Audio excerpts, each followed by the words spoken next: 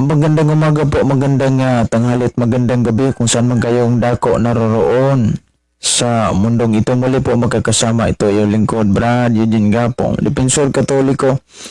Ngayong pag-uusapan natin itong Bible alone na pilit di umano ipinangaral ng mga protestante.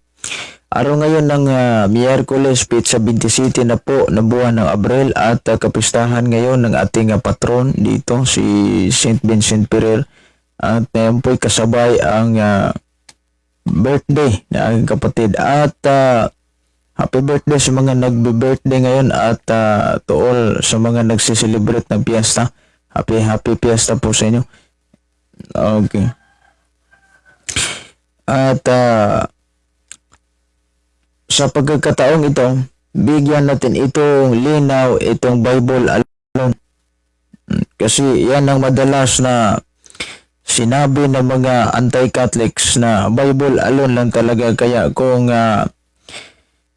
napapansin ninyo, sila'y nangaral, dala lang ho ang Biblia. Wala na hong iba. Ano bang tama ba itong sinasabi na Bible alone? O ito yung sola scriptura? Ano po ba ang katotohanan nito? No? With regards about sa ganitong issue. So, bago natin ito simulan, manalangin muna tayo. Sa ngalan ng Ama at ng Anak at ng Espiritu Santo. Amen. Hail Mary, full of grace, the Lord is with you. Blessed art thou among women, and blessed is the fruit of thy womb, Jesus.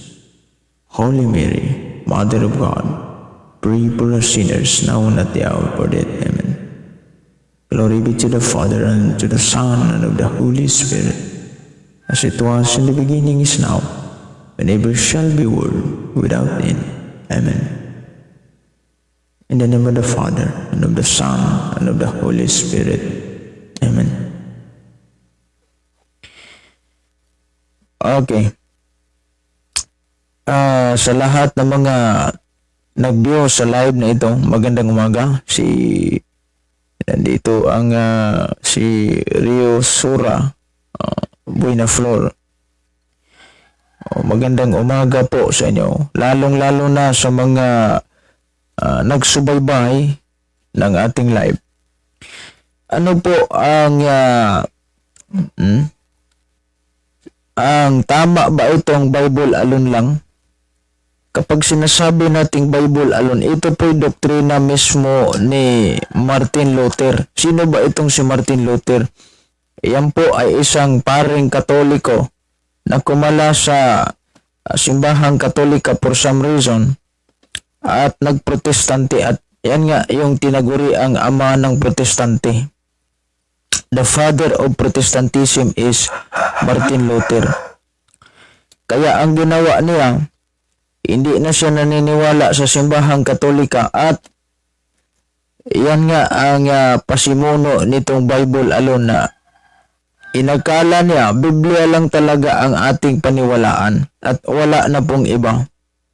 Bakit naman tayo maniniwala sa hindi nakasulat sa Biblia? Di ba? Yan po ang kanilang batayan. At sinabi pa itong mga alipuris na ito, no? Na kapag wala sa Biblia ay walang-wala talaga. Yan nga ang tanong ko sa kanila hanggang ngayon. Maraming beses na akong nagtanong na hindi nila ito masagot ng direktahan. Anong bersikulo at kapitulo nitong tinatawag nilang sola scriptura? Saan ito mababasa? Itong Bible alone is the basis of our faith. Isa pong maling pangangaral at katarantaduhan po yan. Bakit natin masasabing katarantaduhan? Biblia na nga katarantaduhan pa. Kasi po, nung kapanahunan ni Moises sa Old Testament, o kahit nga yung mga unang mga propeta, nangaral po sila, hindi dala itong Biblia. Mm. Sila po ay nangaral under the authority of God. Kaya nga sila naging propeta dahil sinugo sila ng Diyos. Yung iba, yung mga ngaral, di ba? Like ni Moises, lahat ng mga kinikilalang sinugo ng Diyos sa unang tipan. Sa bagong tipan naman, noong bumaba si Kristo dito sa langit, hindi po siya nagdala ng Biblia. At iminigay sa kanyang apostoles at sinabi, humayo kayo sa buong mundo at ipangaral ninyo ito. Wala po.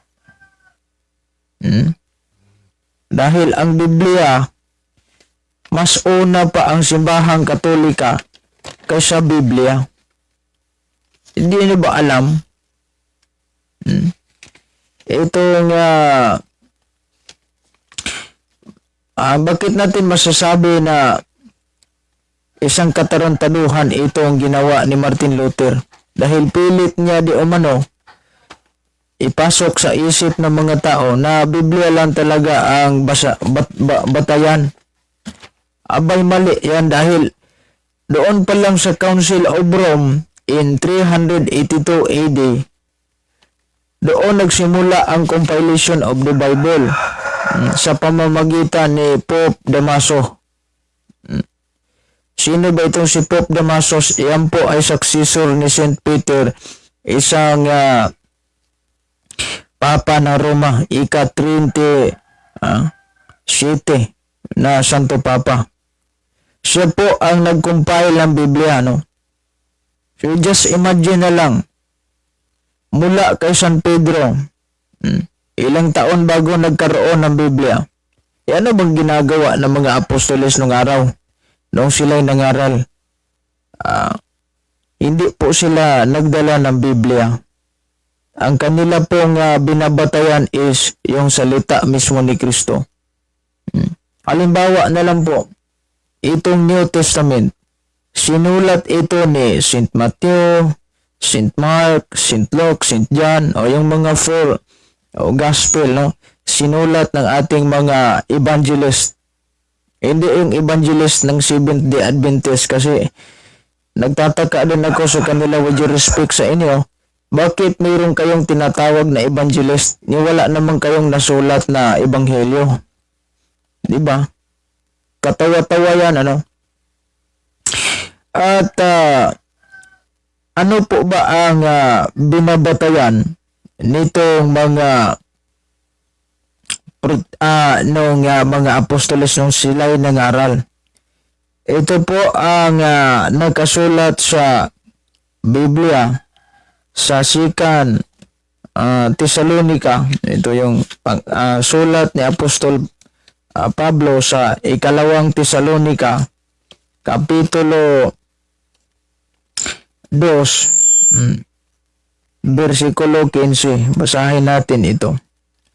Kaya nga mga kapatid, magpakatatag kayo at panghawakan ninyo ang mga katuroang ipinasa namin sa inyo sa pamamagitan man ng aming sinabi o sinulat. Malinaw ang sinabi ni San Pablo na aming sinabi o sinulat. Yan sinabi na yan ay talagang hindi yan nasulat sa Biblia. Diba? Kumbaga isipin itong mga protestante, kuro-kuro lang siguro yan. Mga apostoles, bakit wala nakasulat sa Biblia? Itong Biblia, hindi po purpose na isinulat ito para ang lahat ng mga laman nito ay gawin nating doktrina at ang wala sa Biblia ay wag nating paniwalaan. Hindi po ganon ang katuruan. In Old Testament, ito yung sinabi ni nagkasulat sa propeta ni Nehemias. Ito yung nasa Nehemias chapter 8 verse 8. Basahin natin ito. Ano bang nagkasulat dito? Kung talagang papanig ba itong Biblia sa inyong sinasabing Bible alone di umano? Ito. Basahin natin ito. Binasa nila ang ito.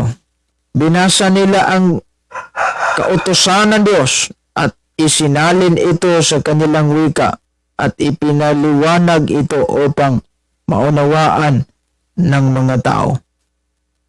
Yan pong terminong ipinaliwanag po, wala ho yan sa Biblia. Halimbawa, sumunod ba itong mga Protestante sa kanilang ama na Bible alone? Hindi. Dahil mayroon silang sariling pag-iisip na only exist in their mind na wala sa Biblia na kanilang pinaniwalaan din. Halimbawa, itong sinasabi nila na ang rebulto ay Diyos-Diyosan. Wala sa Biblia yan, yung rebulto ni Mother Mary Diyos-Diyosan. Nasa isip lang nila at pilit nilang pinaniwalaan. So, hindi pala Bible alone, Nagtuturo pala sila ng wala sa Biblia. Itong Bible is a word of God. Hindi man ito lahat word of God kasi meron nga dito sa loob. Salita ng demonyo, meron. Salita ng mga apostoles, meron. Salita ng mga propeta, meron. At salita ng mga ordinaryong tao na nadawit dito sa Biblia, meron. Hindi po lahat. Kumbaga, ika nga halo-halo. Pero anong ginawa ng Simbahang Katolika noong 405 AD? Idineklara itong Biblia na ito'y salita ng Diyos. At sumunod naman itong mga Protestante. Yes, Bible is a word of God, sabi nila. Pero hindi sila ang nagdeklara. Tayo po. Wala, di ba? Wala sa Biblia itong sinabi na Bible is a word of God. May tinanong ako isang Baptist, saan mababasa sa Biblia yaong Bible is a word of God? Ang bilis palang magkakuha ng quotation dito sa San Juan chapter 1 verse 1. Ito sabi niya, nang pasimula ay naroon na ang salita. Ang salita ay kasama ng Diyos at ang salita ay Diyos. Iyan po daw ay Biblia. Ay mali. Dahil ito ay tumutukoy kay Kristo, hindi po tumutukoy sa Biblia.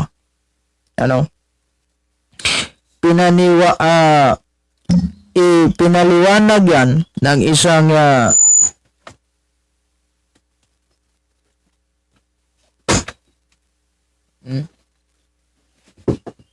ito. Ipinaliwanag yan dito sa Bibliang Protestante itong Living Bible o tingnan natin ito. Living Bible Paraphrase. Ano sabi? Before anything else existed, there was Christ. With God, He has always been alive and is Himself God. Hindi po Biblia yan. Hindi po Biblia ang nakasaad dito. Si Kristo po ang salita. Ngayon, bakit tayo ang Simbahang Katoliko ay hindi naniniwala sa kanilang Bible alone? Kasi ang binabatayan natin is tatlo. Ito yung tinatawag natin na Biblia, o ang binabatayan natin sa simbahan Biblia. Check tayo nito kasi atin ito di ba? Sariling atin ito. Kaya nga yung panahon late Ferdinand Marcos, ang sabi pa niya sa Pinas, tangkilikin natin ang sariling atin. Kapag dito naman tayo sa Simbahang Katolika, tangkilikin din natin ang sariling atin. Atin ito Tayong may gawa nito. In fact, ang New Testament, Catholic letters po ito. Alam niyo yan. Mga Protestante lang ang hindi alam siguro. Ito. Biblia, Magisterium, at saka Sacred Tradition. Yan pong tatlo. Ano ba itong sinasabi ninyong magisterium? Brad, magkasabihin ng mga protestante, ito po ay mga sulat at katuruan ng simbahan na itinuturo mismo ng ating Santo Papa. At lahat ng mga magisterium ay kung ano yung na-involve sa magisterium ay wala tayong magawa kundi ang maniwala.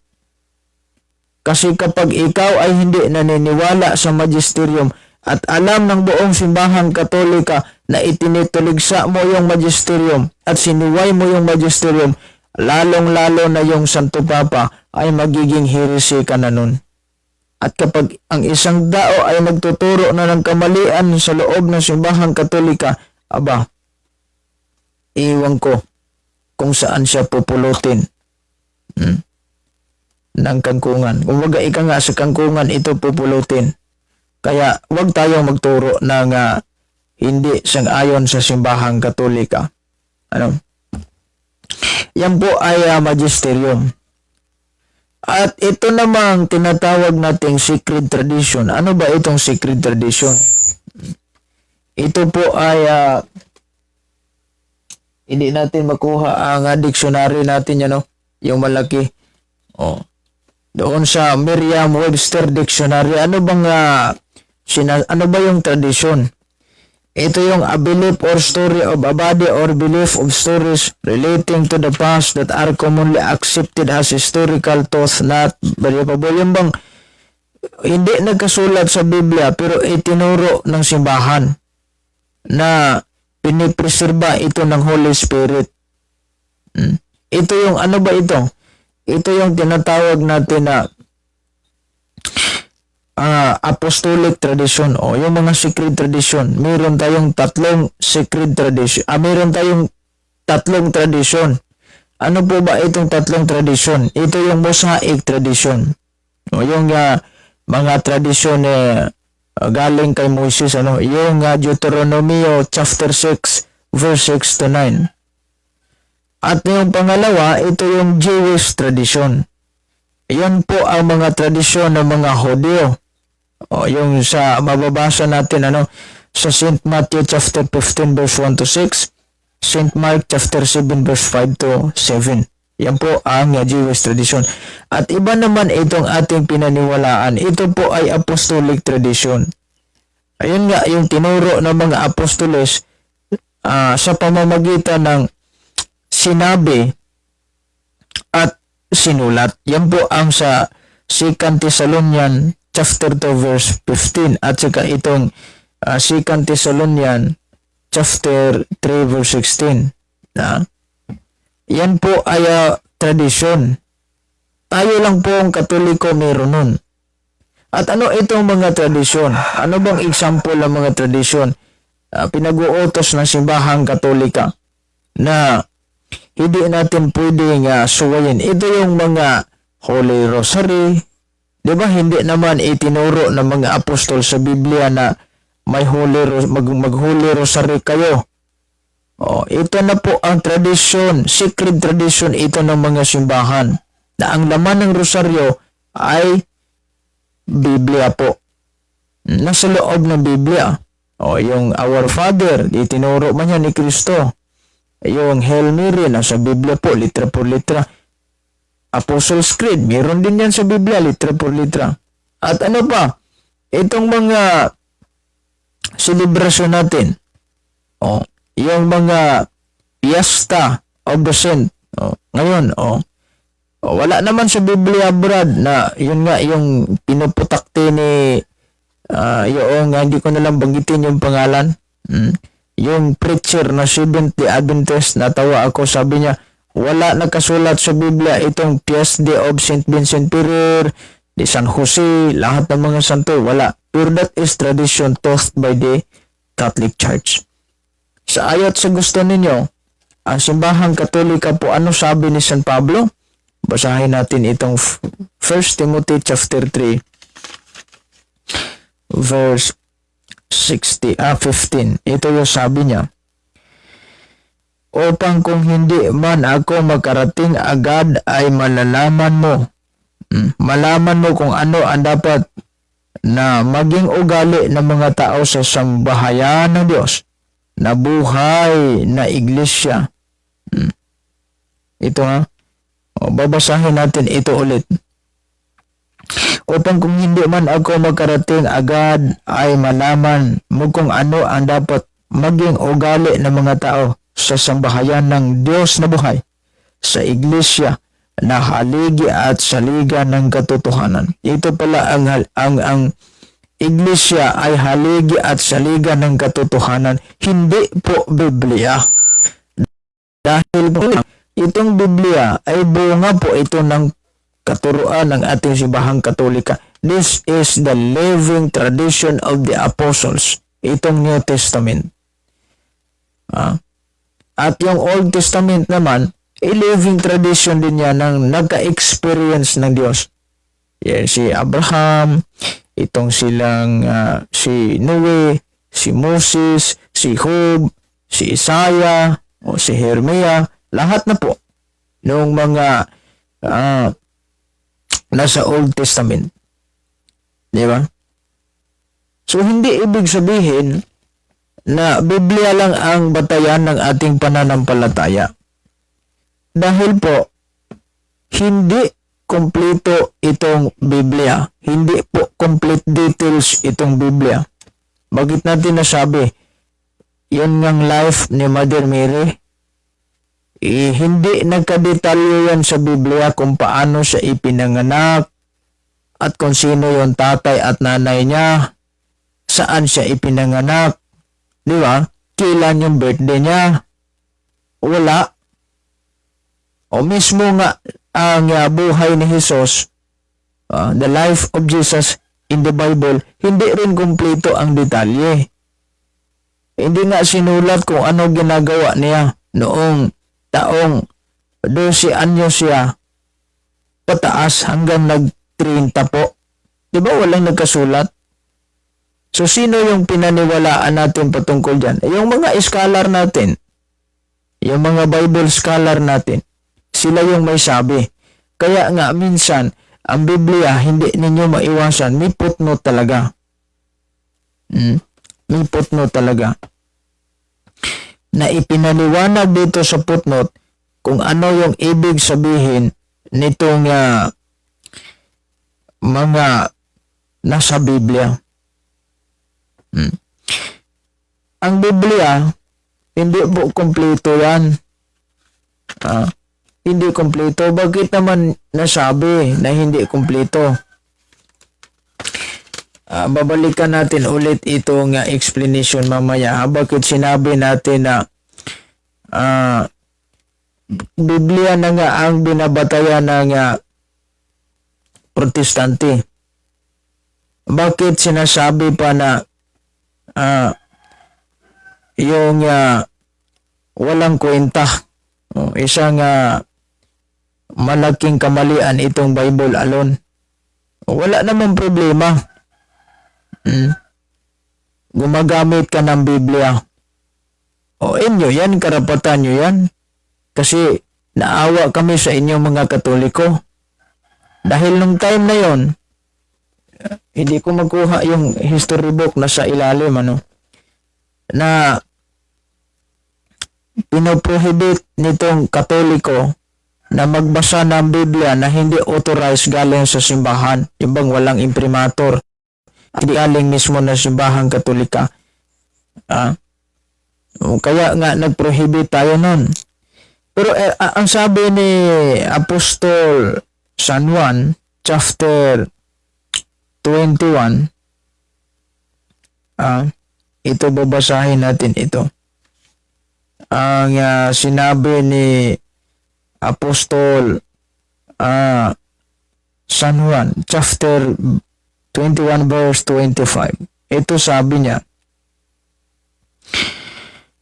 at marami pang ginawa si Jesus na kung isusulat lahat, sa palagay ko hindi magkakasya kahit sa buong daigdig ang mga aklat na maisusulat. Nakita ninyo? Marami pa palang ginawa si Kristo na hindi na isulat sa librong ito. o sa Biblia. Halimbawa, itong John chapter 20 verse 30. Marami pang mga himalang ginawa si Jesus na nasaksihan ng mga alagad na hindi nakasulat sa aklat na ito. At ano bang purpose na isinulat ito? Verse 31. Ngunit ang mga nakasulat dito ay isinulat upang kayo sumasampalataya na si Jesus ang Kristo, ang anak ng Diyos, at sa pagsasampalatayang iyon ay magkaroon kayo ng buhay sa pamamagitan niya. Ito yung purpose. Mahirap nga silang maniwala. Hirap nga silang maniwala na nakasulat na sa Biblia. Ano pa kaya itong hindi nakasulat sa Biblia? At hindi naman siguro nangaral itong mga apostolos, dala-dala ang Biblia. Of course, meron silang binabatayan, yung mga kasulatan noon, na legal na kasulatan. Pero hindi yan nila sinasabi sa mga apostolos na ito lang talagang nagkasulat, ito yung pinaniwalaan namin. Dahil itong salita ni Kristo na kanilang natutunan ay hindi pa yan nasusulat. Ipinangaral na yan ng mga apostoles. Diba? Magkasabihin ng mga apostoles, ay wala sa kasulatan yung sinabi ni Kristo. Kuro-kuro lang yan ni Kristo. Kaya wag na lang natin yung ituro. Diba? Hindi naman gumanon ang mga apostoles. At ito ang pinagkadahilan kung bakit nila isinulat itong Biblia. Wala sa Biblia yung Bible alone. Wala tayong mababasa. Kahit kusing na bersikulo, wala. O nasa kanilang sariling utak lang yan. Kaya mag-ingat po tayo. Itong sinabi ni San Pablo sa 1 Timothy chapter 3 verse 15 na ang simbahan ay haligi na ang katotohanan.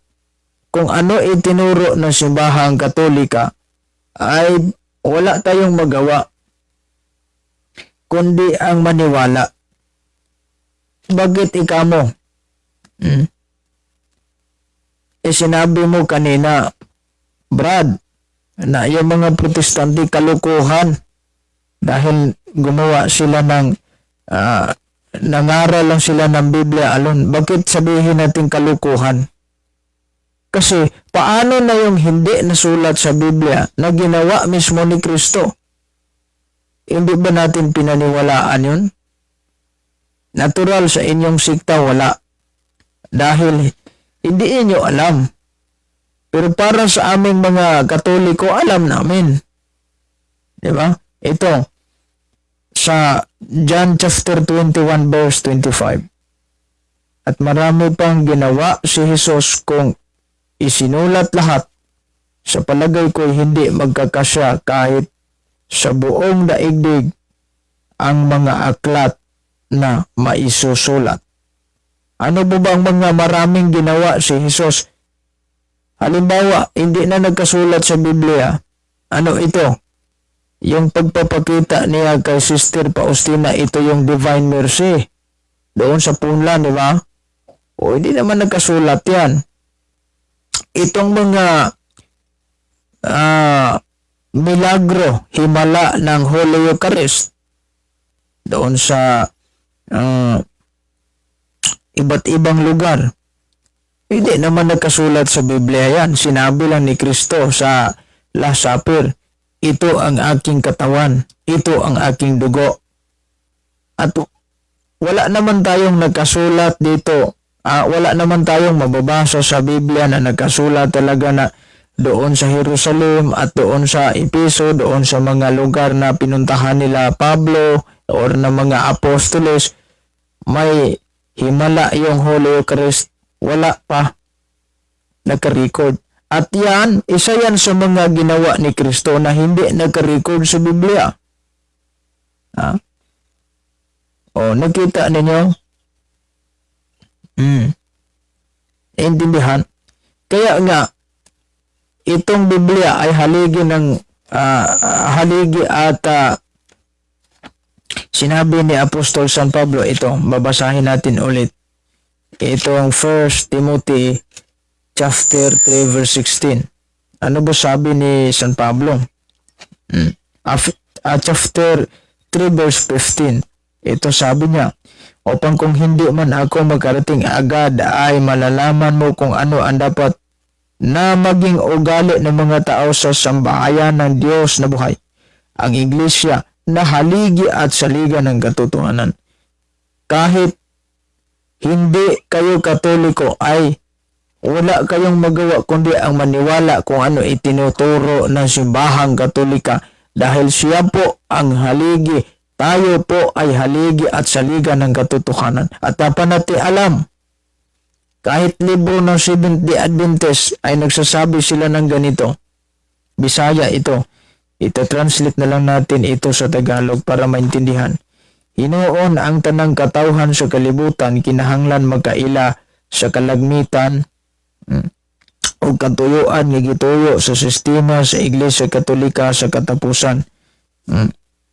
Kailangan malaman ng buong sangkatauhan sa buong mundo na makikilala. Kailangan makikilala ang mga sistema at katuruan ng Iglesia Katolika. Dapat alam ninyo yan. Ito yung libro ng Seventh-day Adventist. So kung ano yung itinuturo ng simbahang Katolika, wala tayong magawa kundi ang maniwala nito. Like Catechism of the Catholic Church, Catechism of the Council of Trent, Catechism of St. John Paul II o yung mga santo natin, Catechism of St. Joseph, lahat ng mga Catechism of the Fundamentals, Catholic Fundamentals, Belief, yung mga ganun, yung mga official teachings of the Catholic Church. We have nothing to do but obey, follow, and believe it. Protestante kami, brad, hindi kami maniniwala dyan dahil may sarili kami doktrina. Tama naman yun, sarili ninyong doktrina. Pero saan yun nyo kinuha yung sarili ninyong doktrina? Diba galing din sa kanilang pag-iisip at pag-uunawa na kung tignan natin ang maigi, wala namang kinalaman itong Biblia. Ginamit lang nila itong Biblia upang gawin nila itong market strategy pang-uto ng mga tao. Madali lang mang-uto ng tao. Yung mga kulang ang kaalaman. Magtuturo ka lang ng mali, wala nang problema. Halimbawa ito, Exodus chapter 20 verse 4 to 5. Ba pinagbabawal dyan? Imahe. Pinagbabawal dyan, rebolto. Bakit ang Katoliko meron ito? Diba? Isang pang-uto yan. Ay, sign of the cross, hindi itinuro ng Biblia. Diba? Pang-uto yan. Yung issue nila na ang sign of the cross ay hindi po nagkasulat sa Biblia, kaya wag ninyong pinaniwalaan, ay wala sa Biblia yung sinabi nila. Bakit sila naniniwala? So therefore, hindi lang po pala ito sinasabi nilang Bible alone. Meron pa pala silang mga doktrina na, yun nga, package deal na siguro ito. Ito po yung, kumbaga sa Bisayan term, pakapin. Pastor, sinugo ng Diyos upang mangaral. Wala sa Biblia yun, di ba? Yung mga, halimbawa, yung sinasabi nila na dito tayo sa itong Iglesia ni Cristo. Kasi sila yung madalas mangaral na kung wala di umano sa Biblia ay hindi nila paniniwalaan. With due respect po sa inyo. Saan sa Biblia itong executive minister? Di ba wala yan? Yung tinatawag ninyong banal na hapunan di umano, pero umagahan. Alas 6 ng umaga po. Di na yung banal na hapunan. Umagahan na po yan. O ano pa? Simbahan nila may logo, ano? Saan sa Biblia ang simbahan lagyan na logo? Katoliko nga may logo eh. Yung sa Vatican lang po yan. Hindi po nature na simbahan na may logo talaga yaong kahit saang sulok itong itayo ang ating istruktura, no? Ay lagyan ng logo, wala yan. Instead of logo, ang inilagay natin dyan, pangalan po ng santo, patron. Kasi yan yung sabi ni Apostol San Pablo, iglesia na mga banal. Kaya nga, nagkapangalan na yan. Holy Rosary Parish Church, St. Vincent Parish Church, St. Michael the Archangel Parish Church, etc. etc. Di ba? Yung mga pangalan ng mga santo. At ito pa, itong doon naman tayo sa sinasabi nating Seventh-day Adventist. Wala sa Biblia, hindi paniniwalaan. Yan lang aral nila. Saan sa Biblia yung rebulto ni Mrs. White? Saan sa Biblia itong maniwala tayo ni Mrs. White at sa kanyang mga sulat? Diba? Wala sa Biblia yan, pero pilit nilang ipinangaral. So, ibig sabihin, nagtuturo pala sila na kahit wala sa Biblia ay itinuro nila. Diba? Yan yung point. So, maling-mali itong mga issue ng ibang relihiyon laban sa atin at huwag tayong padala nito. Itong Bible alone, bakit kalukuhan ito, Brad? Kasi paano na itong hindi na isulat na ginawa mismo ni Kristo? Bakit hindi ninyo ipinangaral yan? Ay hindi kalukuhan ang simbahang Katolika. Dahil kung kalukuhan itong ginawa ng simbahang Katolika, malamang wala kayong Biblia na dala ngayon. Maswerte nga kayo dahil hindi na pinairal itong batas noon na magprinta ka ng Biblia. Kung kulang ang libro at walang pirma, ay magkukulong itong itong in charge na ito at itong sino yung may pakana. Kasi noon, yung King James 1611, yan po ay kumpletong Biblia. May kwan yun good morning bro. Sa isang magiting natin na pulis, si Bradante Pihilo. Saludo po ako sa iyo, sir. At itong itong 1611 na King James Bible, kapag kulang yung libro, walang apokripa, ay makukulong ka ng 10 taon. Talagang ikukulong ka. Sa inyo, wala na yan. Yung King James Bible nila ay talagang hindi na ho. Nipis-nipis na po. Diba? Pag-uusapan natin yan sa susunod natin na episode, itong compilation of the Bible, dahil alam naman natin marami sa inyo ang hindi nagkakaalam.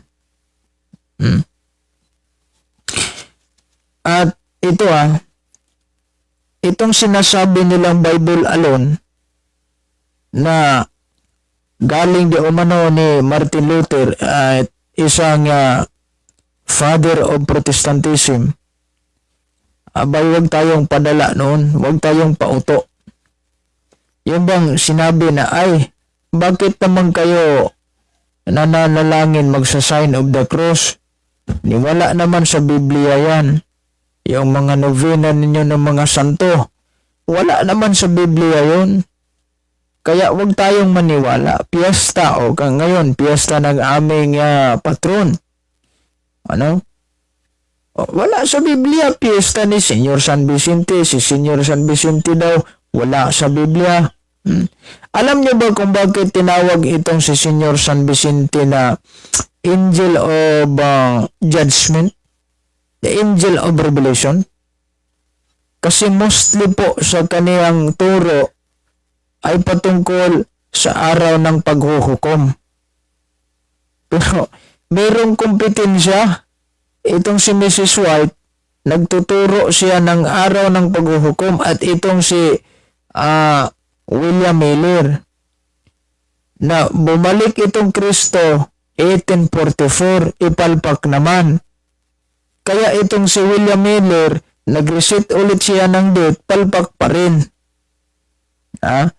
Yun nga yung sinabi niya na ibinta nyo lahat ng mga ari-arian ninyo kasi babalik na ang Diyos. Walang nangyari, kaya binili na lang niya ng malaking lupa. Puro palpak. At dahil sa kapalpakan ni William Miller, itong kasamahan niya, kasama na ito si Mrs. White, at saka yung asawa niya si James White. Kaya nga nagtayo na lang siya ng sarili niyang simbahan. Yan yung tinatawag na Seventh-day Adventist. Yan po ay bunga ng kapalpakan ni William Miller. Iba itong si Senyor San Vicente Ferrer. Matapik lang natin ito saglit kasi ito yung sentro sa piyesta ngayon. Tinatawag siyang Angel of Revelation dahil lahat ng kaniyang mga homily, lahat ng kaniyang mga teaching is all about nakaganon siya. Ano po ba yung nakaganon? Brad, tinuro niya ang langit na wala tayong ibang gagawin kundi ang magrepent ng magrepent dahil malapit na talaga ang araw ng paghuhukom.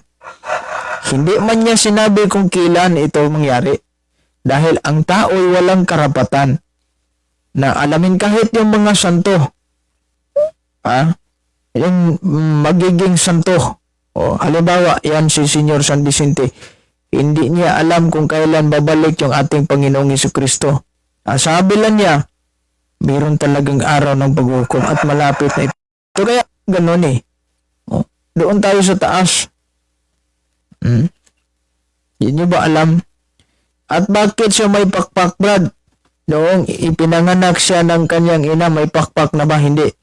Ibig sabihin, may pakpak siya. Yan po ay simbolismo lamang sa kanyang pagiging malakas. Bakit siya malakas? Biruin ninyo, kapag ito ay isang Dominican priest yan si St. Vincent Ferrer. Biruin ninyo, kapag mayroong misa na sabihin na lang natin mga itong sa kabilang bayan o yun nga sa kabilang dako ng syudad, nag-request sila ng mass. Yung kinatatayuan ni Senyor San Vicente patungo doon, halimbawa aabot lang ng 6 na oras ang biyahe kung magbus. Wala pang 6 na oras, wala pang 1 oras, nandun na siya. Anong klaseng tao yan? Anong klaseng kapangyarihan meron siya? Na kapag sinabi na may emergency talaga, na kailangan talaga siya, ay nandun siya agad. Kaya nga binansagan siya, may pakpak siya.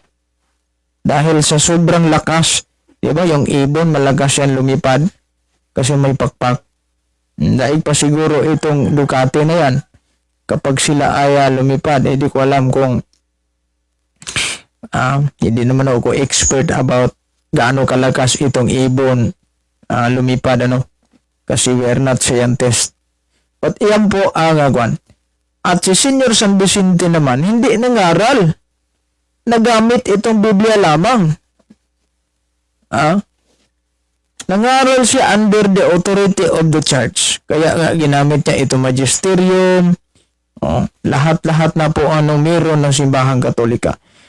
Na located si San Vicente Ferrer, meaning nakakita siya sa ibang lugar at the time, kaya may pakpak siya. Kaya nga salamat din sa iyong pagbibigay ng liwanag.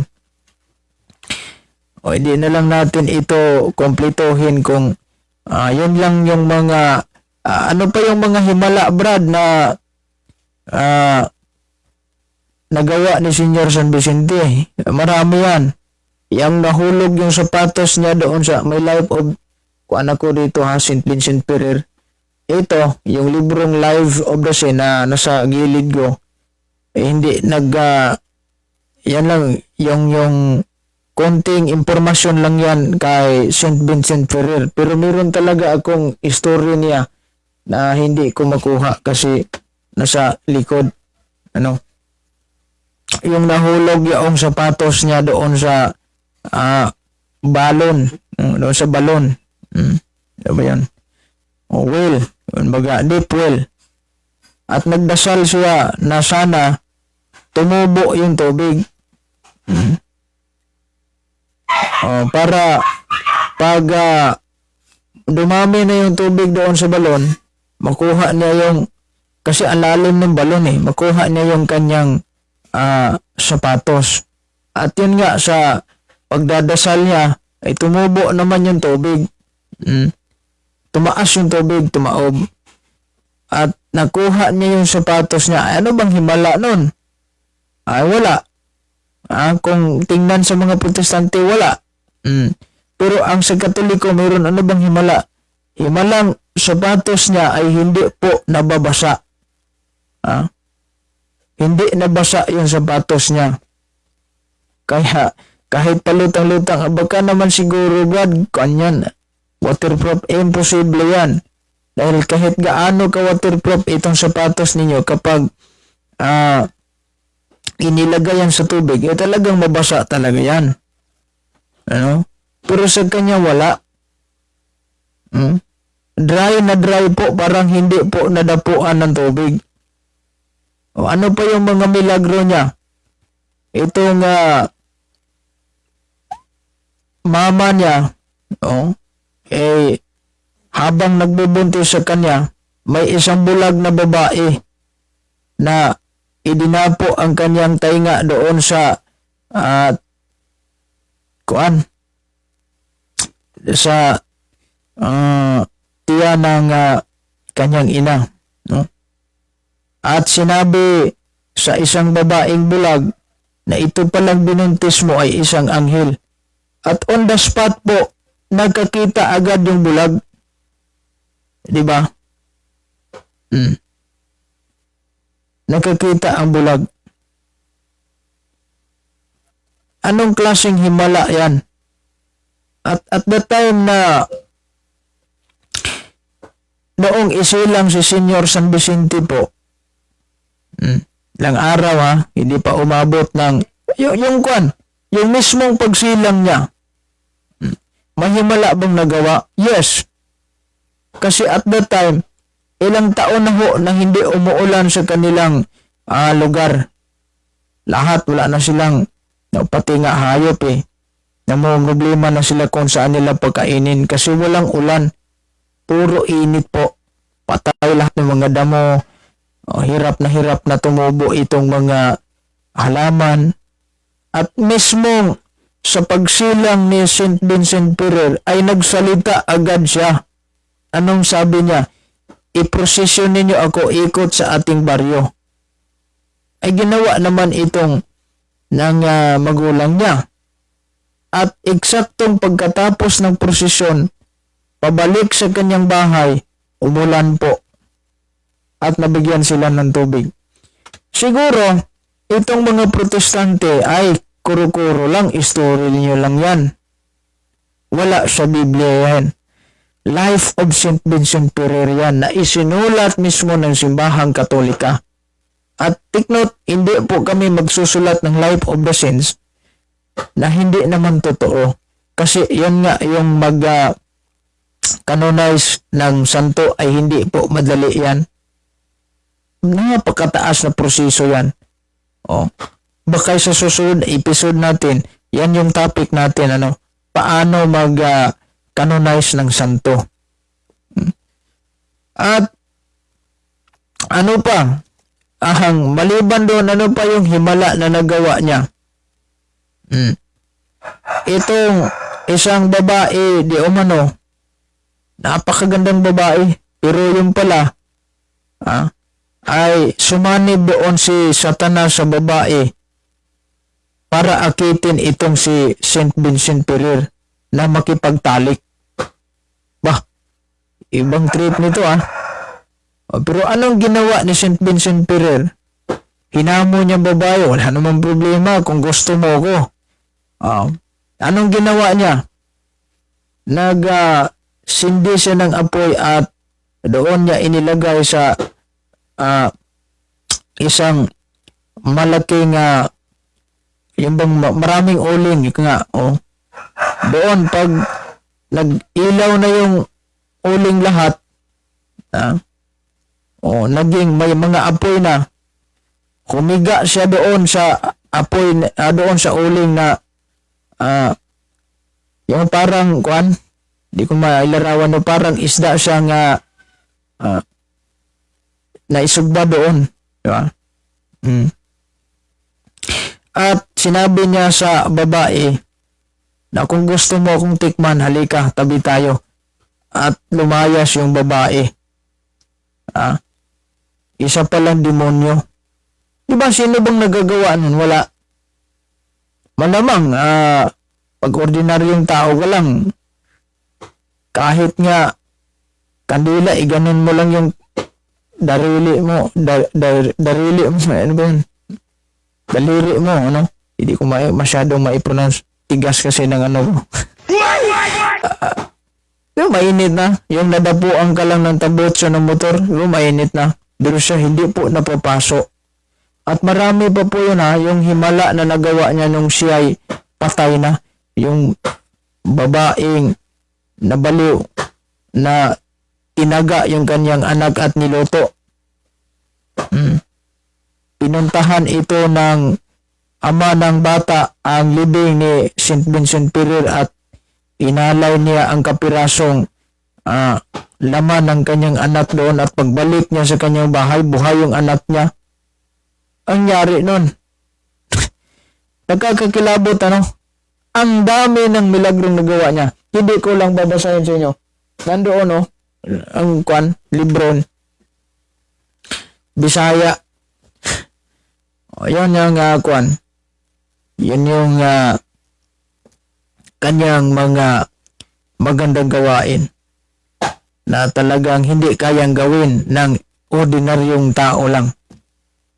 Lahat ng mga santo natin may iba't ibang story sila at iba't ibang milagrong nagawa noong sila ay buhay pa at noong sila ay yumao na at nandoon na sa langit.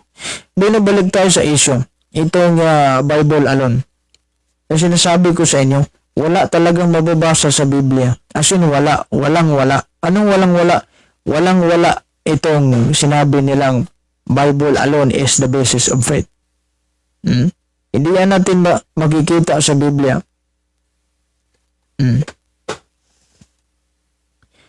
Kaya, huwag tayong maniwala nun. Kasi kapag maniwala tayo sa Bible alone lang, ay kulang ang kaalaman natin. Bakit naman kasi kulang? Marami pa tayong dapat tuklasin na wala sa Biblia. Kahit nga Biblia Di ba? Hindi naman sang-ayon doon sa sinasabi nilang Bible alone. Naghahamon pa itong si Job. Atong sabi niya? Job chapter 8 verse 8. Read the history book and see. Basahin ang mga kasaysayan na libro at tignan. Di ba? Ano ba yung kasaysayan na libro? Hindi naman siguro, wala namang sinabi si Job na basahin nyo lang itong Biblia, okay na, walang problema. Balak pa nga ni Job, basahin natin ang kasaysayan. Kaya nga, hindi madali kung ikaw ay nag-aral ng Biblia lamang. Paano naman yung kasaysayan? Yeah. Ang hirap sa kanila itong mga protestante, wala po silang etymology. Ano ba yung etymology? Yung pong pinag-aralan nila itong history. Kaya nga mismo siguro sa kanilang sariling sikta, hindi nila alam kung saan sila nagmula. Dahil wala po silang history. Biblia lang binatayan nila, kulang. Kaya nga kulang itong mga pag-uunawa nila. Anyway, 17 minutes after 6 o'clock in the morning. Salamat ho sa inyong pag-ikinig at pag-views ng ating live. Hanggang sa susunod muli. Wala na tayo sapat na oras. Ito iyong lingkod, Brad Eugene Gapo, magsasabi sa inyo ng salamat na lang sa konting panahon na ibinigay ninyo sa akin. Hanggang sa susunod muli, God bless us all. In the name of the Father, and of the Son, and of the Holy Spirit. Amen.